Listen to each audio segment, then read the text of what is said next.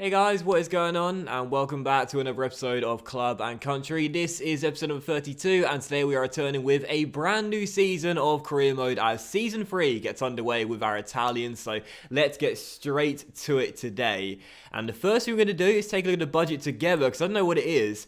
Now, I'm hoping for around 15 to 20 million pounds to win out into the Europa League. Let's find out what it's going to be. Well, okay, 12.8 million pounds. So that's not a lot. It's a little bit under what I was hoping for, but yeah, that's quite low. Not great. We finished in 5th last season, board. You're really going to give us 12.8 million pounds? Okay. Alright, well, to be fair, it is an RTG career mode, and RTG career modes do mean that as the years go on, your transfer budget does increase, but normally quite slowly at the start. But 12.8 million pounds, that's a little bit lower than I was hoping for, really.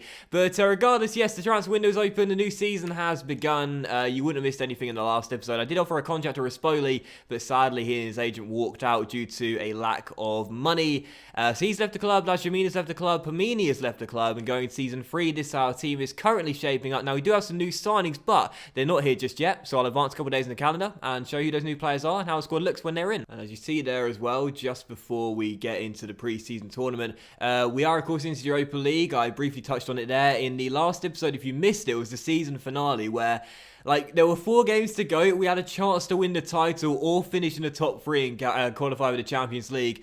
And I totally choked. We drew our final 4 games and only picked up 4 points from a possible 12, and in the end tanked and finished in 5th place. It was quite embarrassing, really. And let's pick one of the most prize money as per usual. Oh no, actually, there's a couple easier teams than the other ones here. Let's go for that European Continental Shield. I think we probably got the best chance of winning that one. And yeah, we tanked the final 4 games, drew them all, and in the end finished in 5th place. But we are into the Europa League qualifying rounds, and I'm still happy with that. It was a great season in our first year. And so some more departures to note there. Beluschi's gone to Benevento, Casadai's left to Salerno with Moses Oggia, and Fiordalino has gone to Stevenage. And these are the 3 players who have joined us. Francesco Vicari from Spal, Lamana from a team I can't remember, and Vitante from a team I can't remember either. Was that Empoli? I think that one. I can't remember now. But we'll take a look at the squad hub anyway, and in the squad as well. And you can see the players in. There's the first one, Vitante, 71 rated. Good little signing that, to be fair, on a pre-contract. Very good player. Since Rispoli's gone, he'll probably do his role as a backup fullback that can also play a little bit further forward as well. Lamana, the goalkeeper too, 29 years old, 74 rated, pretty decent as a third choice goalkeeper. And Vicari from Spal as well, who's got 84 strength and some decent defensive stats too. So these players here just for cover really, but good to get the squad depth in. And actually now I think about it, we're quite thin on the ground, aren't we, in terms of the squad depth here. I didn't realise after selling 3 players and releasing 2 as well, we were going to be this thin, you know, as a squad. So we're going to have to get to work in the transfer window, that's for sure, and bring some players in. I don't really know where to improve though, because I like the first 11, I like the direction it's heading in. We could possibly do with a new backup striker perhaps, as we've only got 3 registered ones here. But for the most part, I'm not too sure what we're doing in the transfer window really, so we'll just take it as it comes and see what happens. And so after confirmation of those sales as well, we've raised 2.67 million for that, which is good news. Most of it, of course, going on the Casadai deal, but also some for Beluschi as well, which means our budget now is £14.9 million. And I think if we win the pre-season tournament, it will get up to around £19 to £20 million. So I guess it's actually not that bad. It's probably what we predicted initially, really, but it's just that the initial shock of just £12 million, I was like, what? Really? But I guess to be fair, when you think about it, it's probably more realistic. So at the moment, 2 players in our academy. There are some players on the shortlist, but again, I've got no idea what we're going to do in this window. But actually, before we do that, let's take a look at the objectives. The youth development objective is medium priority. Sign 1 youth player to the senior team in the same season they were scouted. Play them in 10 matches, either as part of the starting 11 or coming on as a sub. And sign 1 player in youth academy assigned to midfielder position. That latter one will definitely get achieved at some point. Brand exposure. Sell out at least 85% attendance in at least 50% of the league home games this season. And within 3 seasons, increase season ticket holders with at least 10% of the stadium's capacity. I wish for those sort of objectives there, EA would give you a guideline as to how you actually achieve those, because they're just so vague. They're so vague. Europa Leader, how about this? Reached the quarterfinals in our first season in Europe. That's going to be quite a tough objective to do. Thankfully, it's a low priority. And as for the domestic success, well, the board taking note of our fantastic domestic season last year. Reached around the of 32 stage in the Copa Nacional as we always do, and also finish in the Europa League spot like we did last season as well. Plus financially, within 3 seasons, increase the club worth of your club by 50%. So those aims definitely doable, but that continental one quite tough in our first year from the board there, especially with just £12 million. And so as we take a brief look at the shortlist, then it's not really changed since last year. Most of the players that we were looking at last year are still on the shortlist right now. Lazaro is going to be one of my targets this year, so it's kind of annoying that we can't get him as he's too important for the club. But yeah, there's a few players there that we won't be able to afford, a few players that are a bit out of our price range, but there are still some players that I think we could possibly sign and could really improve this team as well, not just in the first 11, but also for squad depth as well. And also, how about that? Gianluigi Buffon is going to retire at the end of the season as well. And this will be his final year in club football. He'll retire at the age of 42 when it's all said and done. And that means that we can call him up for the Euro squad as we've now qualified for it. But he won't be able to play all the games and not the ones in knockout stages. So unfortunately Buffon, he helped us get to the Euros, but he won't play any part in it, or so it seems. And just real briefly on the free agents as well, I always encourage you guys to look at the free agents pool at the start of every single new season, because sometimes there are some hidden gems in there. But for Italy, sadly, just the 5 players, 3 of which that we released, and only 2 youngsters there. Maro Neely, a centre-back, and also Strizzolo, a central midfielder, but neither of which have the stats to make it here, so we will just leave them be. So pre-season group time then, and ordinarily we don't make any signings until the pre-season tournament is over. This is our group. In Group A, we've got Leicester City and Bournemouth, 2 English sides, and Başakşehir, who I can only assume are a Turkish side, and that's Group B, Porto, Palace, Hertha Berlin, and Belenenses. That side. So first game of the pre-season tournament, it's a Turkish side. We've fallen a goal behind, but we came from behind to win it and had a man sent off as well. But no surprises that the man that scored our goals was Moise Keane, last year's Golden Boot winner, bagging a brace, turning the game on its head. Even in the pre-season tournament, he's unstoppable. And so second game, Bournemouth, who lost their first game to Leicester. Let's see if we can get a win. Manjagora suspended for this game, so Mariani will slide into the first 11. Expecting a big season out of Mariani this year as well. Going to give him a lot more minutes in our team. And we've won the game by 3-1, and thus, since Leicester also won their game, I think that means that we've both qualified with 6 points, haven't we? Yeah, good stuff. So we can rest all the players in the third and final game. And we're already through. Good stuff. Don't get me wrong, I see the appeal of playing the pre-season tournament games as Liverpool have signed Romagnoli, interestingly enough. But for a content creator, I just feel as though when you start a new season, people want to see the transfers and they want to see the start of competitive football. So whilst the final is fun to play and it's enjoyable to see whether you can win the trophy or not, if you don't get there, I don't see the point in playing the games beforehand. It's a bit of a waste of time, do you know what I mean? Because there's no end goal to it. So that's why I always simulate the games unless we get to the final. And we lost the final game 2-1, but it don't really matter. We've qualified anyway. And let's see who we'll be taking on in the semi-finals of the pre-season tournament. Obviously, we won it last year. We won it the year before as well. And we've got Porto, probably the strongest side in the competition in the semi-finals. But bring them on. I trust the boys to get the job done. So pre-season semi-final against Porto then. This would be the toughest tie of the whole competition for us. So if we get through, I'm delighted. But I think we'll probably lose, to be honest. No! We won 2-0 and Lofaso scored both goals. Well, I thought we'd lose that game, to be honest. But no, we're through to the final. Are we going to take on Leicester or Belen? It's Leicester. It's Leicester. We've got in the pre-season final. Thank goodness for that. So Leicester in the pre-season final then. And yeah, bring them on. Good stuff. And an extra bit of cash there. 2.6 mil. Gotta love it. So good stuff. So let's get to the pre-season final then. We've had 3 bids for our players, but I might not have shown you them because they're for players that we weren't going to sell, other than Ingegneri, whose transfer talks broke down. And I'm a little bit worried about this actually because we haven't got really many players here. And I'm not really sure how else we could raise some more funds to buy some better players on the shortlist right now. So I have no idea what players are going to bring in. But let's worry about the Leicester game first and cross that bridge when we come to it. I just look at our squad right now. It's very, very small.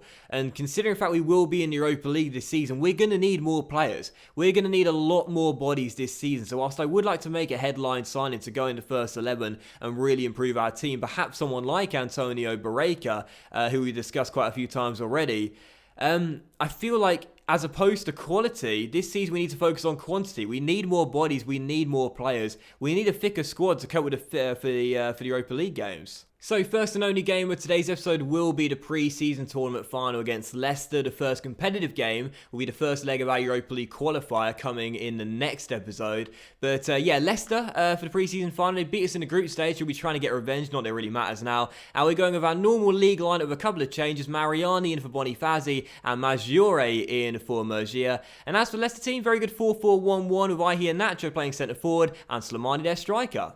Cutrone, nice turn, but Sam Byron makes the tackle and puts a stop to the attack. 14 minutes in, nothing to report so far, but that suits me down to a T, because I know at any point we can switch it on and get those chances. Lofaso around Ibora. It is Lofaso. We love this guy. Lofaso, shot blocked by Harry Maguire. Melagorni out wide. Calabria with the fake shot, tries to dummy his man, get inside himself. Calabria just whistles wide of that far post. Free kick for Leicester, 29 minutes in. Iheanacho takes it, and it's cleared.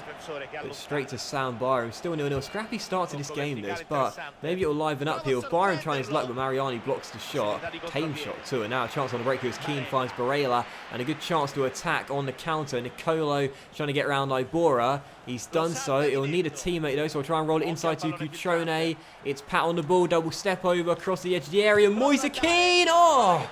Off the post. It was set up for him perfectly. Just a fraction inside, and that's 1-0. This has been a very frustrating game. Still deadlocked at 0-0. Past the hour mark now. 26 minutes to go. Can we find a winner? Barella hustles to win it back and finds Lofaso to Maggiore. Gets it back. Simone Lofaso driving forward. Shot well saved by Kasper Schmeichel. And turn behind for a corner. We're getting the chances, but we just can't beat the Dane in goal. Mandragora's corner. Cutrone's header. And into the side netting. I thought it snuck in. Well, I'm pretty sure that is going to do it. And we are heading for a penalty shootout unless we can get one more chance. Del Monte to Capone. Finds Cutrone. And Cutrone to Del Monte. Our final chance here. Down the left. It will be rolled into Cutrone. And Cutrone back to Del Monte. Don't want to get the ball away here. Del Monte to Barella. Barella to Lofaso. Lofaso! Oh! Just off target, and that will do it.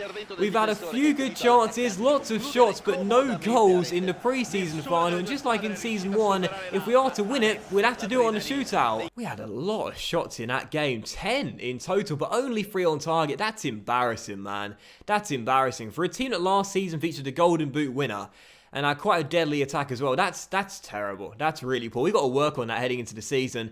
But for penalties, we won't make any changes to the lineup. Let's just get straight into it and see whether we can come through and get the trophy for the 3rd straight year. Cutrone versus Schmeichel for the first one. Let's start off with a goal. Patrick going to the right-hand side against the Dane. And Schmeichel saves it. What a great start. I choked at the end of the season. I'm choking at the start of the season. Slimani against Kragnoff. He's going to the left-hand side. And yes, get in. Called it right. Right, changing direction. Lofaso to Kasper Schmeichel's right-hand side. And sends to keep it the wrong way. 1-0. Kragno against Ajoa. This time going to the right-hand side, I think. And no, Ajoa does score. 1-1. Keane, who did pick up a knock in that game. I'm going to go to the right-hand side and try and tuck it into the bottom corner if I can, casually. And, well, okay, it worked. I feel like Kasper Schmeichel probably could have just kicked the ball away there, but he didn't. Thomas takes the next one, and he's also gone to the same side, as it's now 2-2. So Capone, our next man up here. I'll smash into the top left if I can. Yep, there we go, 3-2. Pressure on Mark Albrighton for Leicester. They keep going to the same side, so let's go there again. And yes, Kragno makes the save. And that means now, if we score this one through Del Monte, we will win the pre-season final. So Del Monte against Kasper Schmeichel. I'm going to be cheeky. I'm going to be cheeky. It's going to be a cheeky little chip into the back of the net. I was celebrating before it went in. I knew it would go in.